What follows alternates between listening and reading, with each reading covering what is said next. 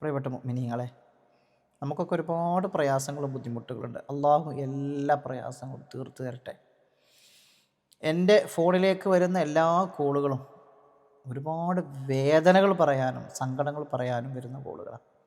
സന്തോഷം പറയാൻ വരുന്ന കോളുകളില്ല. കാരണം വേദന പറയാനാണല്ലോ ആളുകൾ വിളിക്കുക.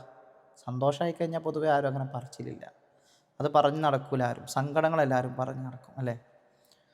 അപ്പോൾ ഒരുപാട് കോളുകൾ, ഒരുപാട് നിരന്തരം ആളുകൾ പ്രയാസം ബുദ്ധിമുട്ടൊക്കെ പറയുന്നുണ്ട്.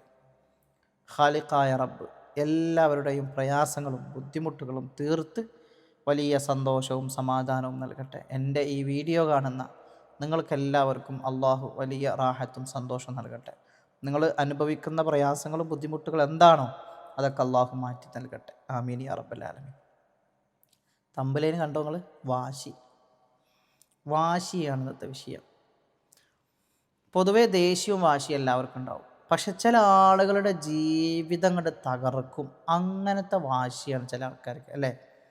ദേഷ്യം പിടിച്ചു നിൽക്കുന്ന നേരത്ത് നിങ്ങളൊരു തീരുമാനം എടുക്കാൻ പാടില്ല. എന്താണ് കാരണം?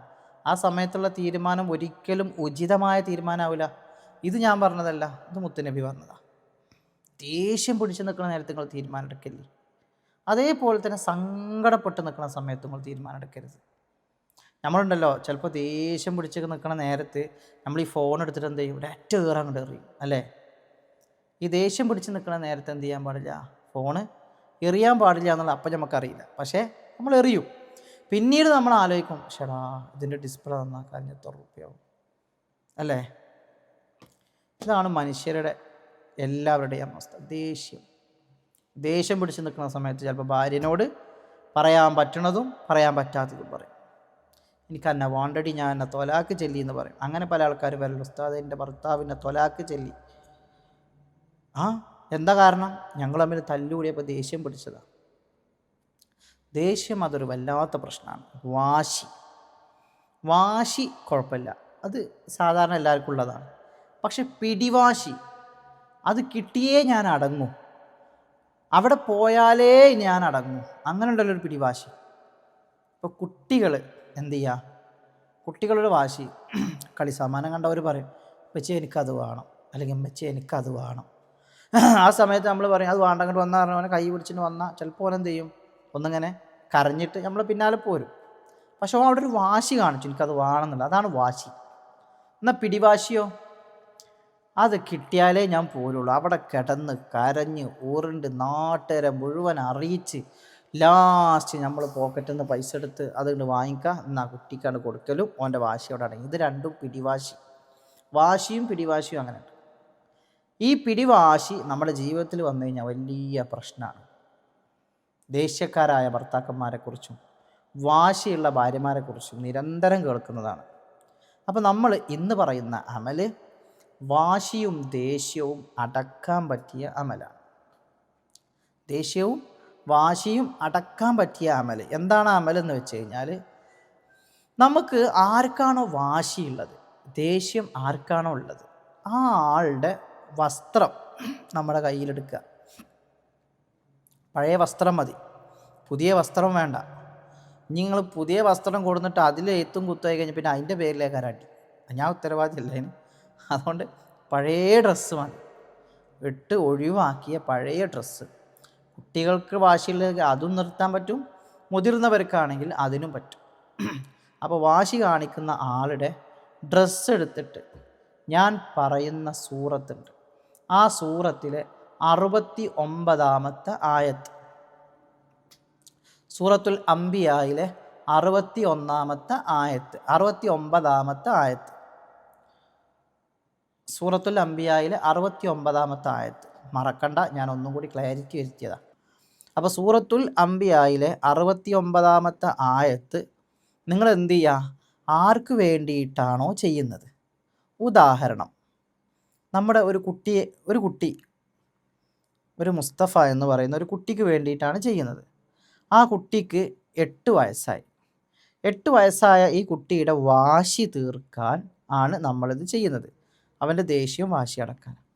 ആ സൂറത്തിലുള്ള ആ ആയത്തിന് 8 വയസ്സുള്ള ആ മകൻ്റെ പ്രായം 8 തവണയാണ് ആ വസ്ത്രത്തിൽ നിങ്ങളിത് എഴുതേണ്ടത്. ഒഴിവാക്കിയ വസ്ത്രമാവണം. ഞാൻ പ്രത്യേകം പറഞ്ഞു, ഒഴിവാക്കിയ പഴയ വസ്ത്രമായിരിക്കണം.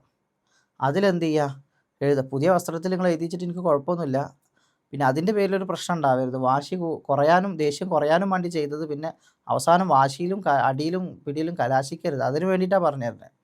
പഴയ ഡ്രസ്സ് എടുക്കുക, അതിലെഴുതുക. ഈ ആയത്തിന് 8 തവണ എഴുതുക. 8 വയസ്സുള്ള മകൻക്ക് വേണ്ടിയിട്ടാണ് ചെയ്യുന്നത് എങ്കിൽ 8 തവണ എഴുതുക. ഇനി അതല്ല 24 വയസ്സുള്ള ഭാര്യയ്ക്ക് വേണ്ടിയിട്ടാണ് എഴുതുന്നത് എങ്കിൽ, ഭർത്താവ് 24 വയസ്സുള്ള ഭാര്യയ്ക്ക് വേണ്ടിയിട്ട് ഭർത്താവ് എഴുതുകയാണെങ്കിൽ അപ്പോൾ ആ എണ്ണം കൂടും. 24 തവണ ആ ആയത്ത് എഴുതണം. മനസ്സിലായോ ഞാൻ പറഞ്ഞത്? ഈ ആയത്തിൻ്റെ പൊരുൾ എന്താണെന്നും കൂടി പറഞ്ഞുതരാം. ബഹുമാനപ്പെട്ട ഇബ്രാഹിം നബി അലൈഹി സ്വലാത്തു വസ്സലാം ഇബ്രാഹിം നബിനെ തീക്കുണ്ടാരത്തിലേക്ക് വലിച്ചെറിഞ്ഞപ്പോൾ അള്ളാഹു തീയിനോട് അടങ്ങാൻ പറഞ്ഞു. തീയിൻ്റെ പൊതുവായ സ്വഭാവം എന്താണ്? ചില മനുഷ്യർ തീയിനെ പോലെയാണ്. പിശാചിനെ തീയിൽ നിന്നാണ് ഉണ്ടാക്കിയത്. അതുകൊണ്ടാണ് ചില ആളുകൾ തീയിനെ പോലെ പെരുമാറുന്നത്. ഭയങ്കര ദേഷ്യം, ചൂടായിരിക്കും. പിശാചിന് ഇബ്ലീസിനെ തീയോണ്ടാണ് പഠിച്ചത്. ആ ഒരു പ്രകൃതം, തീയുന്ന പ്രകൃതം, അതൊരു തരം ദേഷ്യവും വാശിയെ സൂചിപ്പിക്കുന്നതാണ്. ഈ തീയിലേക്ക് ബഹുമാനപ്പെട്ട ഇബ്രാഹിം നബീനെ വലിച്ചെറിഞ്ഞപ്പോൾ അള്ളാഹു അവിടെ അടങ്ങാൻ പറഞ്ഞു. ആരോട്? തീയിനോട്. തീയിൻ്റെ സ്വഭാവം മാറ്റി അള്ളാഹ്. ചൊട്ടുപൊള്ളുന്ന തീ കുണ്ടാരം നല്ല തണുപ്പുള്ള അന്തരീക്ഷത്തിലേക്ക് അള്ളാഹു മാറ്റി. ആ ചൂടുള്ള തീയിനെ തണുപ്പിച്ചതുപോലെ ആ സമയത്തുള്ള ആയത്താണത്. ആ സന്ദർഭത്തെ സൂചിപ്പിക്കുന്ന ആയത്ത്.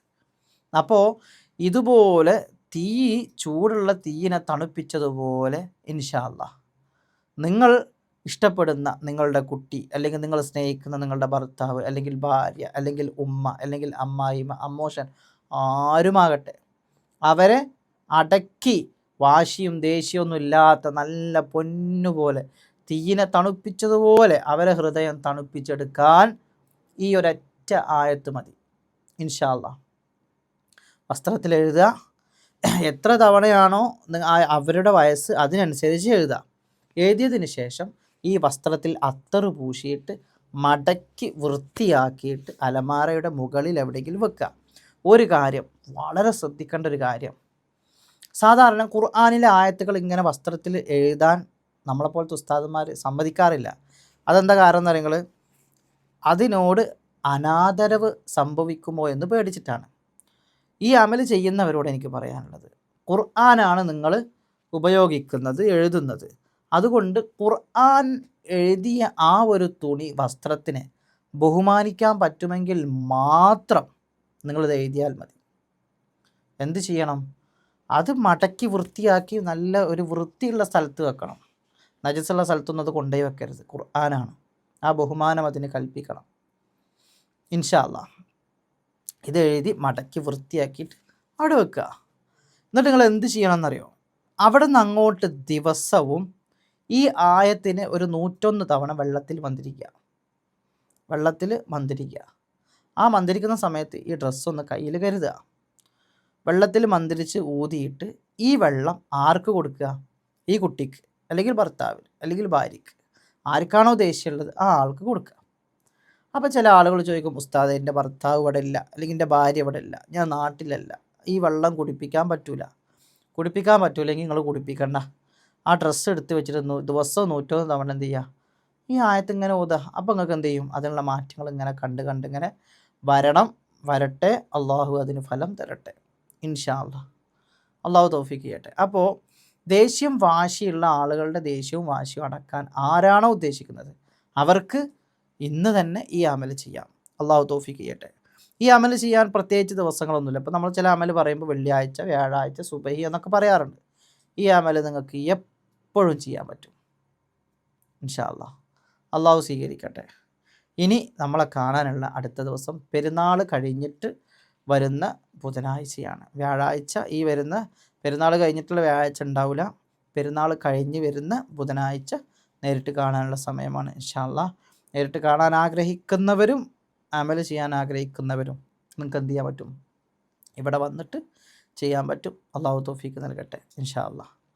ഇനി ഇതല്ല വസ്ത്രമല്ല ഉസ്താദേ, വാശിയും ദേഷ്യം കുറക്കാൻ വേറെ എന്തെങ്കിലും മാർഗമുണ്ടോ, എന്തെങ്കിലും ഉണ്ടോ, അല്ലെങ്കിൽ ഒന്ന് ഉസ്താദ് ചെയ്തു തരുമോ എന്ന് ചോദിക്കുന്ന ആളുകളുണ്ടെങ്കിൽ, ചില ആളുകൾ അങ്ങനെ ഉണ്ടാവും, ഉസ്താദെ ഈ അമലുങ്ങളൊന്ന് ചെയ്തു തരുമോ, ഞങ്ങൾ ചെയ്യുന്നതിലേറെ നല്ലത് ഉസ്താദ് ചെയ്തു തന്നാൽ മതി എന്ന് പറയുന്ന കുറേ ആൾക്കാരുണ്ട്.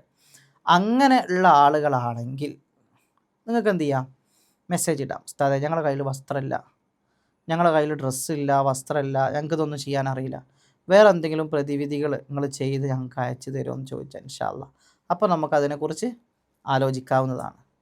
അള്ളാഹു തൗഫീഖ് ചെയ്യട്ടെ. എന്തുണ്ടെങ്കിലും ഈ നമ്പറിൽ കോൺടാക്ട് ചെയ്താൽ മതി. ഇൻഷാ അല്ലാ. അസ്സലാമു അലൈക്കും വറഹ്മത്തുള്ളാഹി തആല വബറകാത്ത്.